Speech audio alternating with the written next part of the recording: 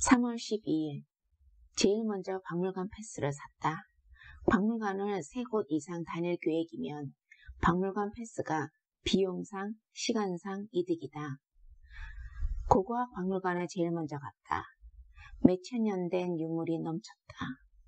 교과서에서만 보던 조각, 글씨, 간 등을 손으로 만질 수도 있었다. 이집트, 바블론, 그리스, 로마, 이 시대의 유물을 실제로 보다니 심장이 뜨고 안쓰러웠다. 참 기가 막힐 노릇이다. 몇천 년 된 유물이 이렇게 많이 존재하다니. 그리고 마당에 눈과 비를 그대로 막고 있다. 화장실 복도에서조차 넘치게 있다. 그 다음에 아야로 갔다. 누군가 그곳은 안에 아무것도 없다고 갈 필요가 없다고 했었다. 실제로 아무것도 없었다. 그런데 그곳은 내용물보다 건물 그 자체를 보는 것이 찐이다. 옛날 그대로 유지되어 있었다. 벽이며 천장이며 나는 이런 모습이 더 좋았다. 다음에 타카피 궁전 박물관을 갔다. 많은 사람들이 있었다. 다윗의 칼이 보관되어 있었다. 메시아의 수염이 귀히 보관되어 있었다.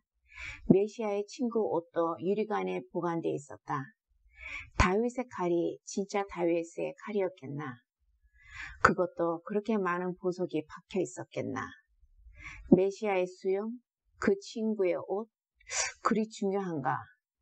몇천 년 된 실제 유물은 바로 옆 박물관 화장실 복도에 뒹굴어져 있는데 참, 역시 중요성이라는 개념은 사람들이 어떻게 믿는가에 달려있나 보다. 참고로 우리 남편은 오늘 가는 곳곳마다 너무 좋아했다. 3월 13일 미리 예약해둔 다른 호스텔로 옮겼다. 하필 눈이 많이 내렸다. 가방을 끌고 눈길을 걸으니 신발이 다 젖었다. 남편은 젖은 신발에 투덜댔다. 그렇다고 호스텔로 다시 돌아올 수는 없었기에 남편을 협박해서 그대로 다녔다. 모자이크 박물관을 갔다. 그 귀한 몇백 년 전 모자이크가 먼지에 쌓여서 거의 방치 수준이었다. 묘지 박물관도 갔다. 그냥 간만 있었다. 눈 내리고 추웠지만 박물관 패스에 유효기간이 있어서 어쩔 수 없이 찾아 갔는데 관만 있어서 조금 실망했다. 시체는 지하에 있단다. 다음으로 과학박물관을 갔는데 터키 과학박물관은 자신의 과거 건축 수준을 모형으로 조립해서 전시해 두었다. 터키 사람들의 과거 과학 수준에 놀랍다. 건축도 세세하게 각도를 재어가며 지었더라. 그래서 그런가? 그런 거의 완벽한 구형이 나올 수 있었겠구나 싶다. 사실 모스크를 다닐 때 어떻게 이렇게 완벽한 구형 모양의 천장을 만들 수 있을까 궁금했었다. 3월 14일 갈라타 탑에 갔다. 날씨가 좀 흐렸지만 너무 좋았다. 진짜 옛날에 어떻게 이 마을이 보였을지 상상이 됐다.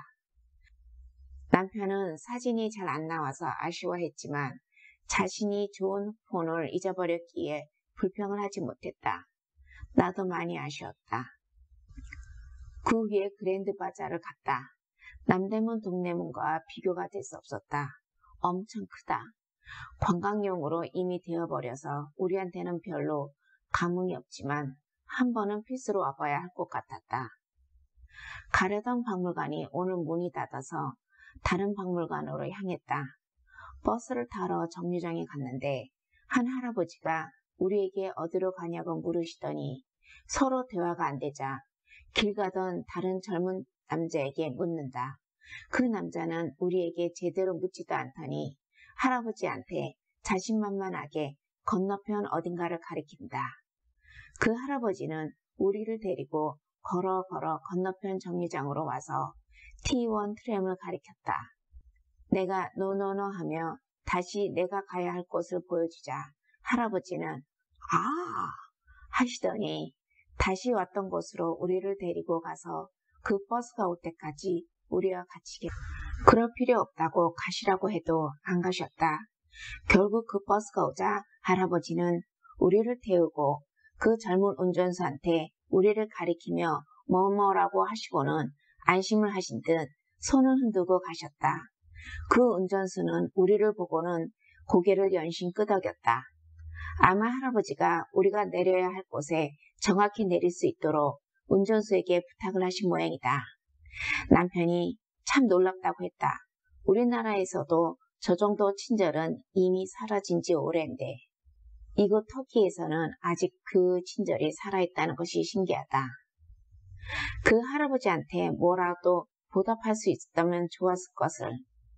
우리는 내려야 할 곳에 무사히 내렸고 그리고 그 젊은 운전수는 옆의 사람이랑 수다를 떠니라 우리를 잊은 지 오래다. 조용한 동네다. 관광객은 우리뿐이었다. 허름하고 주변에 초록이 많이 없다. 거의 모든 여성이 히잡을 썼으며 모스크도 진지한 분위기였다. 관광 지역에 있는 모스크랑은 많이 다르다.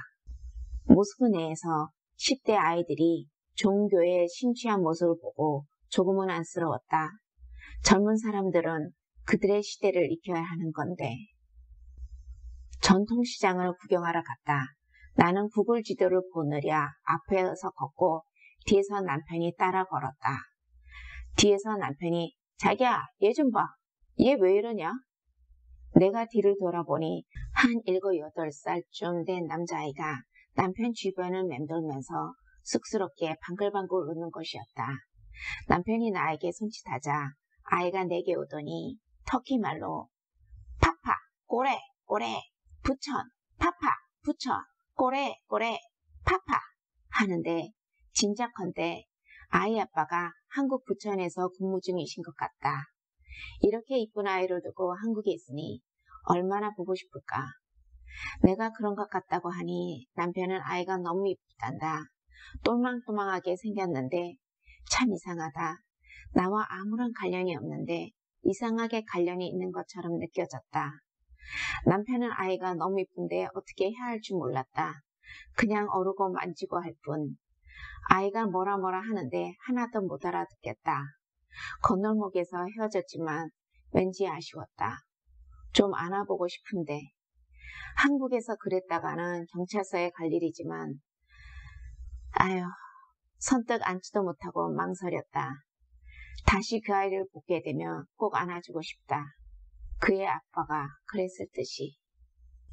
전통시장에 갔다가 근처 모스크로 들리고 집에 왔다. 오는 길에 술탄 모스크에 들렸다. 저녁이라 모든 전등이 켜져 있어서 모스크 안은 아름다웠다. 역시 술탄 모스크의 방문 시간은 저녁이 최고다.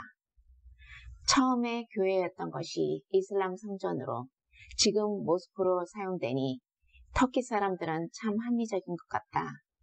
종교적이면서도 실용적이다.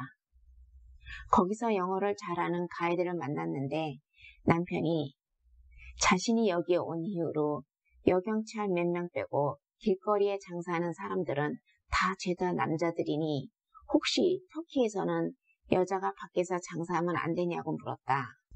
그 가이드는 여자가 장사를 하긴 하는데 남자는 밖에서 일하고 가정의 경제권을 책임지고 여자는 가정에서 머무르는 것이 아직까지 전반적인 문화라고 했다.